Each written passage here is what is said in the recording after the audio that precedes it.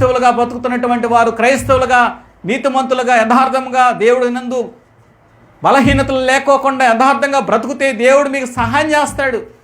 కొంతకాలం శ్రమలు వస్తాయి, నిందలు వస్తాయి, వాటన్నిటిని తప్పించడానికి దేవుడు మీకు తోడే ఉంటాడు. ఇదిగో యవనస్తుడైనటువంటి యోసేపు అవకాశము దొరికింది. ఆ ఇంట్లో ఎవరు లేరు, అయినప్పటికీ కూడా అతను వినియోగించుకోవాలా. ఈ రోజున ఎంతమంది అవకాశం దొరికితే వినియోగించుకుందాం చూస్తున్నారు. జాగ్రత్త, ఇదిగో దేవుడు చూస్తున్నాడు. నేను దేవుడికి భయపడేటువంటి వాడిని అంటున్నాడు యోసేపు. హల్లెలూయా. ఎవరికి భయపడ్డాడమ్మా?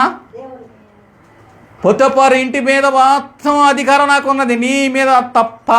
హల్లెలూయా.